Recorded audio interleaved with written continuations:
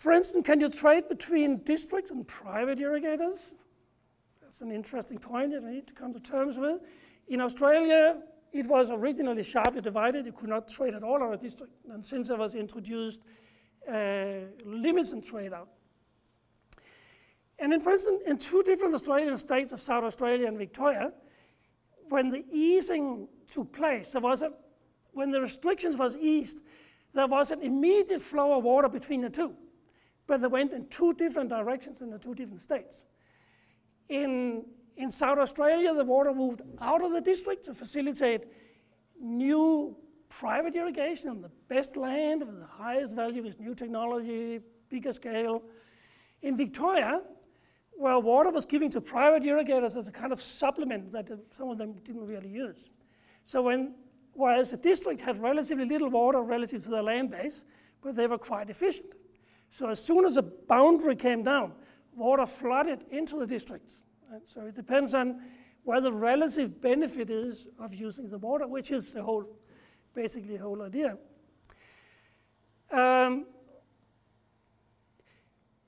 of the problems of getting trading up and running is that it is traditionally associated with a lot of red tape. A lot of environmental evaluations, return flows evaluations, third-party impact evaluations.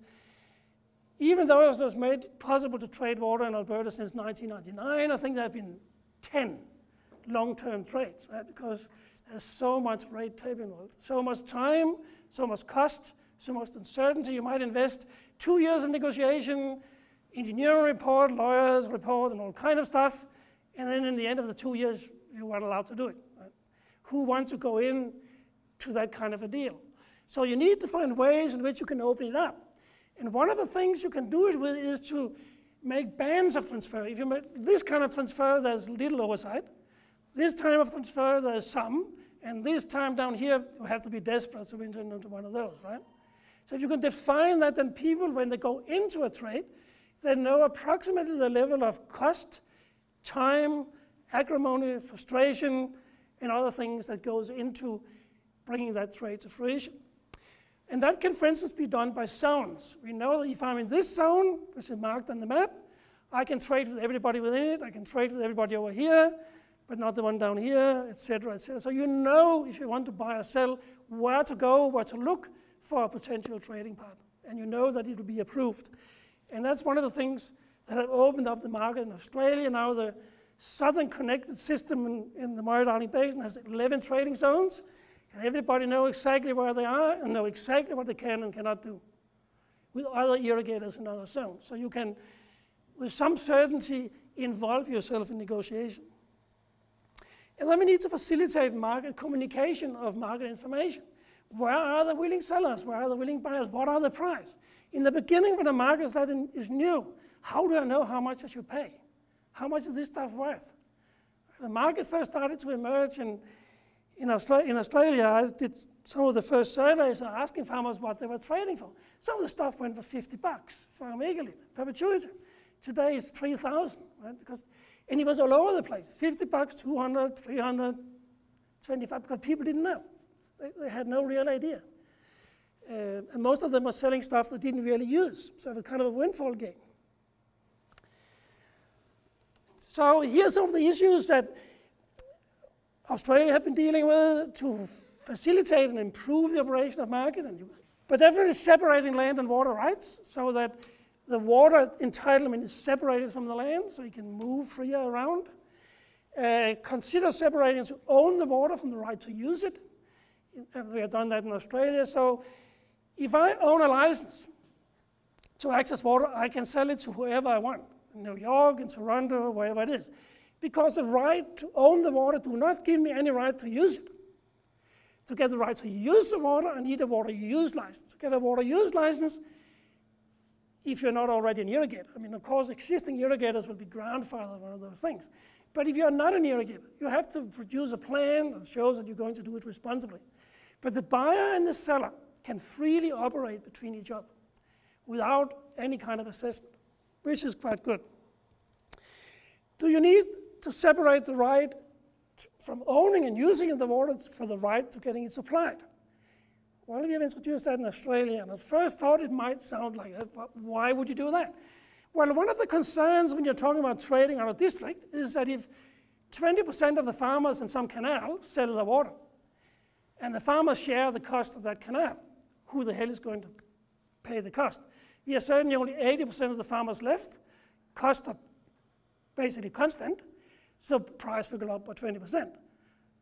Or in the end, the canal or the pipe or whatever it is might need to be closed.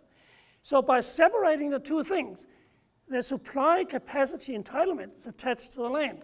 So even if I sell my water, I'm still obligated to pay the part of the water fee that goes into maintaining the canal. Right? So you're sending, again, a stronger economic signal to the market partners. And then consider the consequences. I think some Australian farmers was a bit surprised of some of the consequences, and so was the politicians. We had the Commissioner of Stamp Duty and the Commissioner of Taxes in the same government saying the absolute opposite thing. The one said, no, there's no stamp duty on water right because it's a chattel. And the tax commissioner, water is an integral part of the... So they said absolutely different rulings about how to deal with water rights. Some farmers have been caught off guard because the tradition have always been that the oldest son inherits the farm and the daughters and the other children share the chattel. But now, when you have separated the land and water right, the water is actually chattel. So here is a son with all the land and no water, which is useless if you're living in a semi-desert. And here you have the other siblings with all the valuable stuff. Right? So it have caused farmers and owners of water licenses to do a little bit of thinking.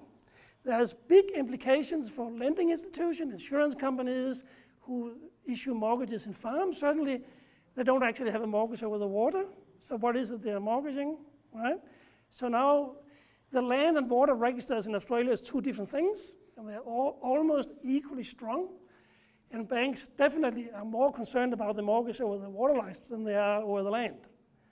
Right? So just make sure that you kind of take that over a little bit. So just in conclusion, water markets definitely hold a lot of potential.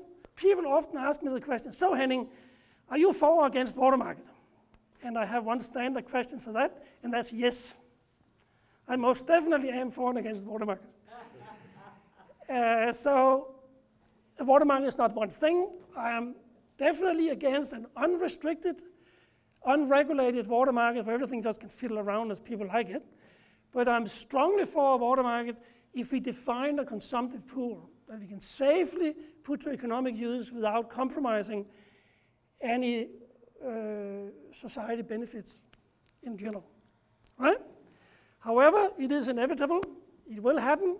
So better get started thinking about it. Thank you.